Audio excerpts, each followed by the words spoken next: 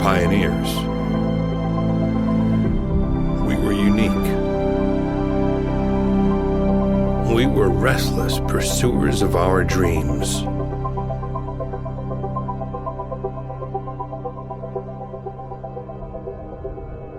It was the year 2002 when Blizzard Entertainment released the strategy game Warcarft III, along with a powerful editing tool that would allow players to create their own custom modifications. What started out as one game turned into thousands. But it was only one of them that stood out. A young individual by the name of Yule picked up on ideas of previous modifications and created his own. He called it DotA. Defense of the Ancients. DotA was a mod or a custom map to Warcraft 3, and I think it went as far back as the early Aeon of Strife to StarCraft and everything, so it's probably been there a lot longer than just starting in 2003, but that's where it started gaining popularity. DotA came from a community which had a whole lot of different games, and then they just came up with this wonderful mode. Like, it's just the simplest thing in the world to have Fortress versus Fortress and a couple of heroes in between.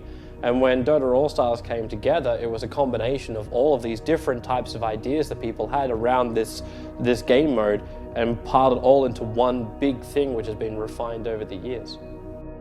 The idea behind DotA was adapted by many others who created their own different versions of it. Some even combined the many into one. But each of them only worked on it for a short period of time, leaving it for others to continue. It wasn't until 2005 that it rapidly gained popularity, when yet another individual called IceFrog picked up the development and took the chance to devote his life to the game.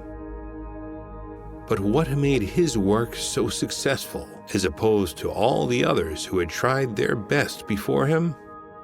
He listened, talking to hundreds of different people every day, asking questions, seeking advice. He skillfully condensed the feedback to produce the game the community wished for. The one outstanding feature DotA has is the fact that there's one guy working on it who's in very close contact with especially the professional scene, but also has an entire team of beta testers, IceFrog, and he's always monitored the competitive scene, especially very closely to find out what works, what doesn't work, and he continuously released these new updates that make sure that the game is balanced, the game is fun, the meta game develops and everything. And I think that's a big integral part of why this game is so much more successful than a lot of other games, even though there was technically no developer behind it for the longest time, only for the past 4 years or so. And he still managed to get a bigger player base than most other titles. While the community around DotA grew into the millions worldwide, its commercial success remained in the dark. The hard evidence that these player numbers existed was missing. But the community kept believing and did its best to push the game towards being accepted by the public.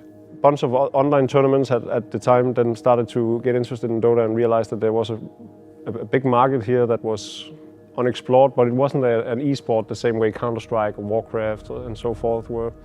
During DotA 1 days for tournaments, they were very, very sporadic. I think the only consistent thing that was out there was Farm for Fame and the DotA League. But that was all European DotA. In Southeast Asia, we had something called the Asian DotA Championships, which was played a lot.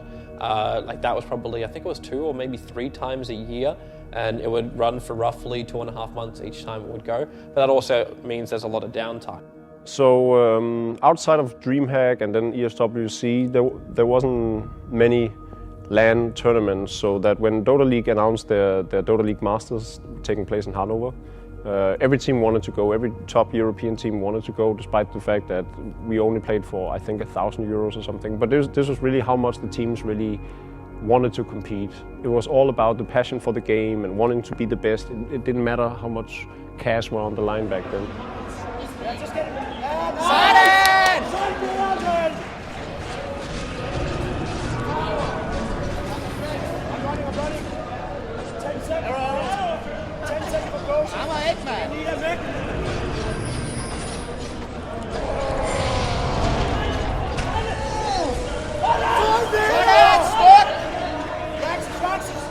So I think the true juggernauts of that time, King Surf International, SK Gaming, MYM, and so forth were there. There were teams from the Czech Republic, and we had teams from France and everything. There was teams from all over Europe, and it had the very best teams of Europe as well. Just playing for, 1,000 for first place that I believe went to King Surf International.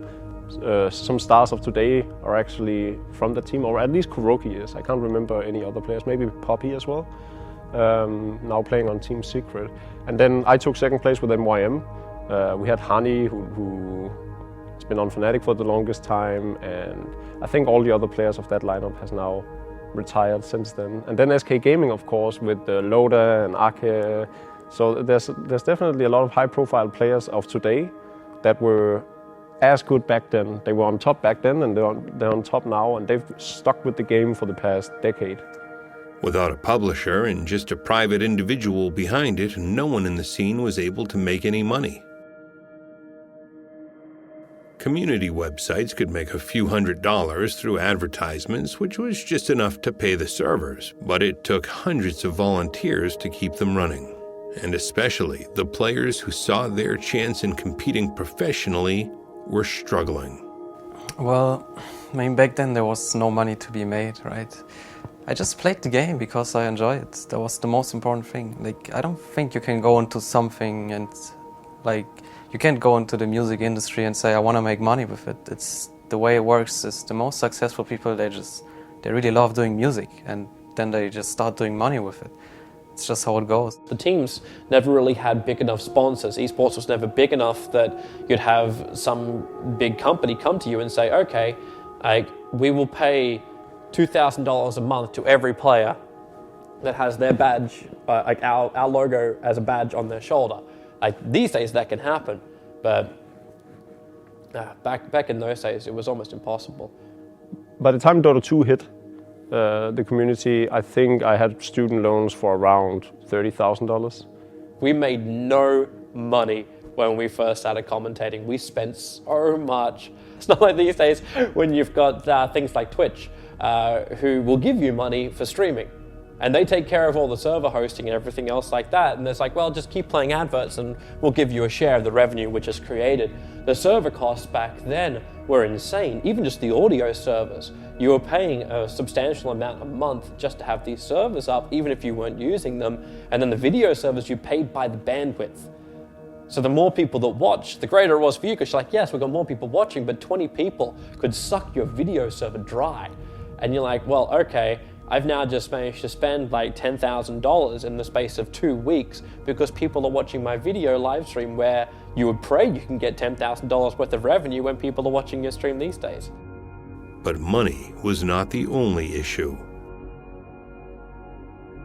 The game's technology had grown old over the years, and IceFrog was limited to the Warcarft III engine, letting him improve and develop Dota only so far. That was hard times.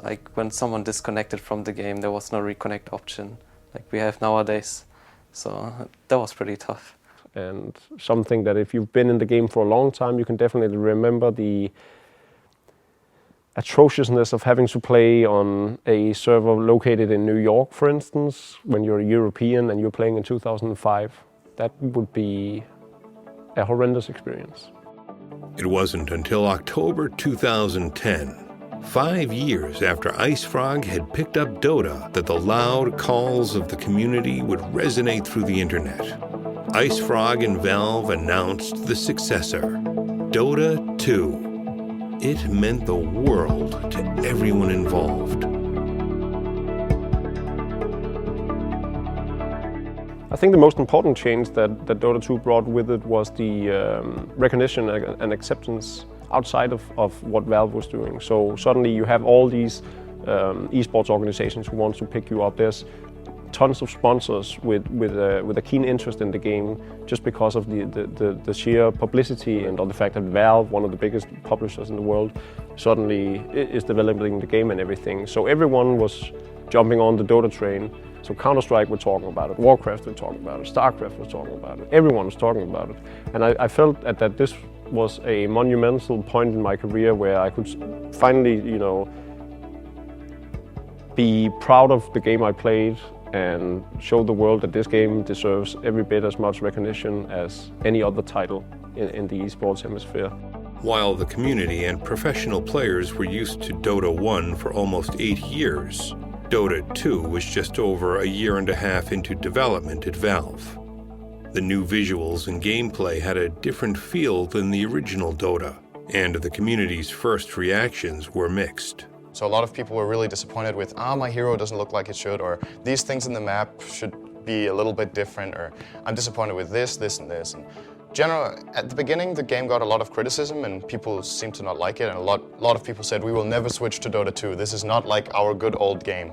I remember the Skeleton King one was the most hilarious one. The Hellfire Blast ability was literally a skeleton farting.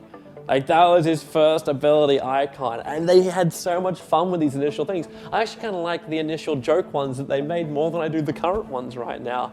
But it was really funny because they just have the Valve placeholders. It was quirky, it was funny, it was all this kind of jazz. When I first got beta key, I was sitting in my studio inside the arena in Kiev, and I was not allowed to show the game to anyone. I signed DNA, but of course I showed it to our stream director, to Alexander, and we were sitting together downloading DotA, and we were like in closed studio, and we launched DotA. It was like, wow, the first game I played was just started the game. I chose the Leshrak, and it was like, oh my god.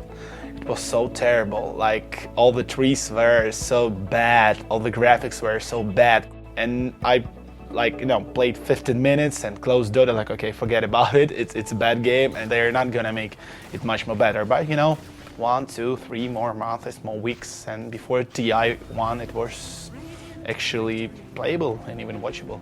But the announcement that Valve made in August 2011 swept everyone off their feet. $1 million in prize money for the first place of a computer game tournament. It felt like it was Valve's way of saying thank you to the community that worked so hard for so many years. They had turned DotA 1 into DotA 2 and showed it to the public for the very first time. The International. The International really grew out of a conversation between people on the DotA 2 team. IceFrog thought it would be a good idea if we tried it out. And we tried to think of how you reward people for what the different things they bring. And it seemed like the professional players were generating a lot of value for the community.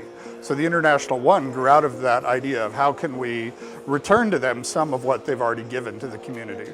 I can kind of remember a meeting where we're like, well, how are we going to show this game off to people now that we're ready to ship it?